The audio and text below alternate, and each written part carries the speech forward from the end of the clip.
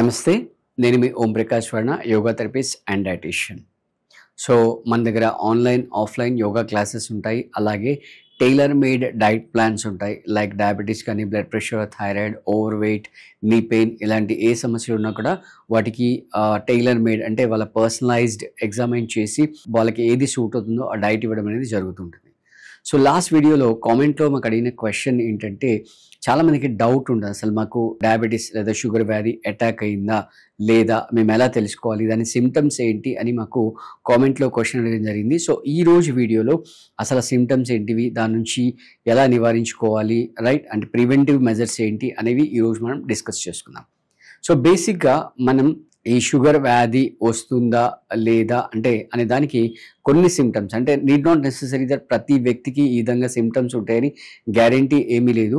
But జనరల్గా చెప్పే symptoms, అంటే మెడికల్ టెర్మినాలజీ ప్రకారం జనరల్గా చెప్పే సిమ్టమ్స్ ఏంటంటే ఈరోజు మనం డిస్కస్ చేసుకుందాం. సో ఫస్ట్ ఏంటంటే ఫ్రీక్వెంట్గా దాహం ఇవ్వడం, అలాగే ఫ్రీక్వెంట్గా యూరినేషన్కి వెళ్ళడం.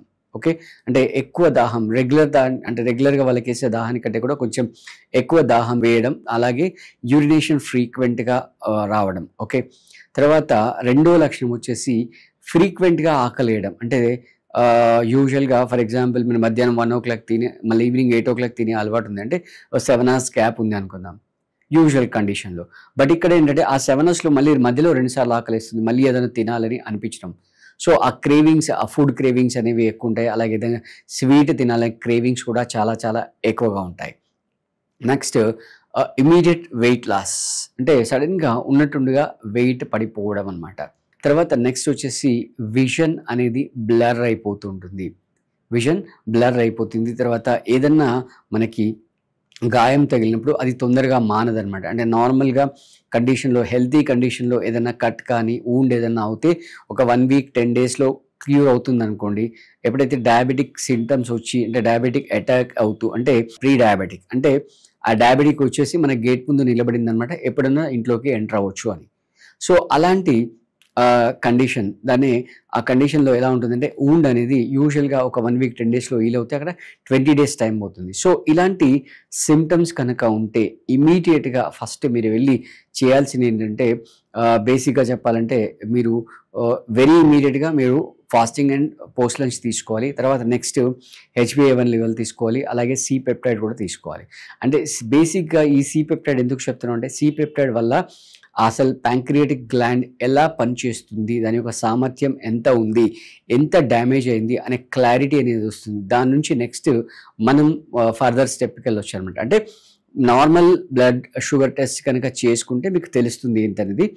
మళ్ళీ ఎప్పుడైతే HbA1 లెవెల్ చేస్తారో అప్పుడు మీకు కన్ఫర్మేషన్ వస్తుంది, అంటే ఆ 3 months యావరేజ్ వల్ల. నెక్స్ట్ సి పెప్టైడ్ చేయడం వల్ల అసలు ఎగ్జాక్ట్గా ఈ ప్యాంక్రియాటిక్ గ్లాండ్ ఎంత డ్యామేజ్ అయింది అనేది తెలుస్తుంది. సో బేసిక్గా మనం చూసుకోవాల్సింది ఏంటంటే ఫస్ట్ ఫిజికల్ యాక్టివిటీస్, రైట్. అంటే ఎవరైనా డాక్టర్ దగ్గరికి వెళ్ళిన డాక్టర్ ఏం చెప్తారంటే కొంచెం వాకింగ్ చేయండి అని చెప్తుంటారు.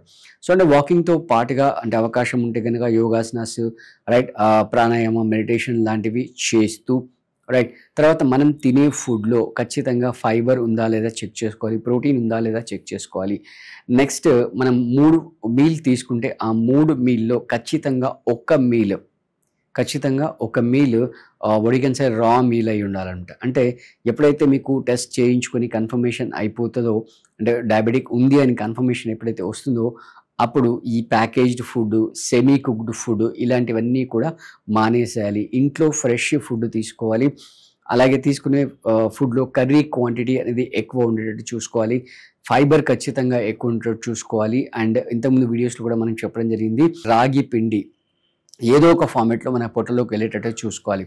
అంటే మీరు మార్నింగ్ అంబలి చేసుకుంటారా, లేదా దాన్ని కొంచెం గ్రాన్యూల్గా పౌడర్ చేసేసి, అంటే కంప్లీట్ అమార్ఫస్ పౌడర్ కాకుండా గ్రాన్యూల్ పౌడర్ చేసి ఉప్మాలాగా చేసుకుంటారా, లేదా వీట్ ఫ్లోర్లో మిక్స్ చేసి 50-50 చేసేసుకొని చపాతీ చేసుకుంటారా, లేదా డైరెక్ట్ పట్టించేటప్పుడే మీరు కనుక గోధుమలు పట్టించేటప్పుడు గోధుమలతో పాటు రాగుల్ని పట్టించడం, లేదా 2 ఫ్లోర్ని సపరేట్గా పట్టించి మిక్స్ చేసి తీసుకోవడం, జొన్నలు తీసుకోవడం, ఇలా తీసుకున్నట్లయితే అప్పుడు ఏమవుతుందంటే మీకు ఆల్రెడీ కనుక అటాక్ అవుతే, రైట్, దాని నుంచి బయటపడడానికి అవకాశాలు ఉంటాయి.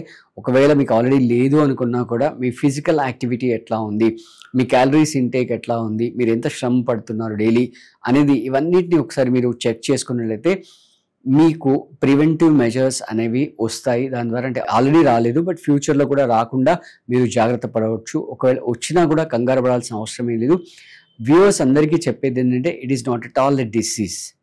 It is simply we can say it is a disorder. ఒక చిన్న డిజార్డర్. అంటే ఒక ట్రైన్ ట్రాక్ మీద వెళ్తుంది. ఏదో కారణాల చేత అది ట్రాక్ నుంచి మిస్ అయిపోయి కింద పడింది. అప్పుడు ఏం చేస్తారు?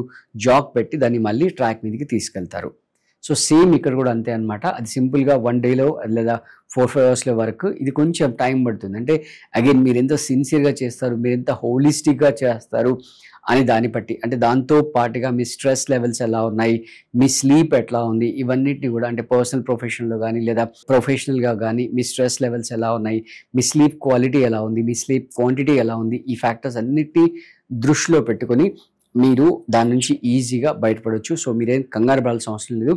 మీరు ఒకవేళ కావాలనుకుంటే స్క్రీన్ పై నంబర్‌కి మీరు కాల్ చేసి మన దగ్గర క్లాసెస్ జాయిన్ అవ్వచ్చు. ఓన్లీ యోగా లేదా యోగా అండ్ డైట్ తీసేసుకొని మీరు డయాబెటిక్స్ నుంచి ఈజీగా బయటపడొచ్చు. Thank you.